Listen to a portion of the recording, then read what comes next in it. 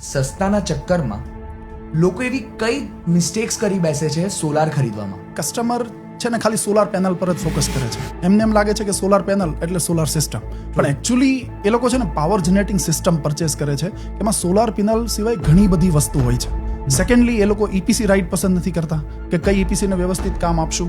Plus અમને તો ઘણીવાર એવા કિસ્સાઓ ફેસ થયા છે કે કસ્ટમરને અમે ઇન્સિસ્ટ કરીએ કે આપણે પ્રોજેક્ટ એક વિઝિટ કરી લઈએ કે જે અમે ઇન્સ્ટોલ કર્યો છે, તમને ખબર પડશે ક્વોલિટી કોને કહેવાય અથવા તો કેવી સર્વિસ આપી શકે છે આ લોકો. અમારા એક્ઝિસ્ટિંગ કસ્ટમર પાસેથી તમે રિવ્યૂ લઈ લો. કસ્ટમર લાંબુ વિચારતા નથી. એ જ્યારે પ્રોજેક્ટ આપવાના હોય ને ત્યારે ખાલી કહી દેશે કે આમાંથી કયું બેસ્ટ છે, બસ આપી દે, વાત પતી ગઈ. પણ મને એવું લાગે કે સસ્તાના ચક્કરમાં એ લોકોને લોસ તો ઘણો છે, કેમ કે ક્વોલિટી એ લોકો ફોકસ કરતા નથી, પ્લસ સર્વિસ એ લોકો ફોકસ કરતા નથી. તો અંતે આ 25 વર્ષ સુધી તમારી સાથે રહેવાનું છે.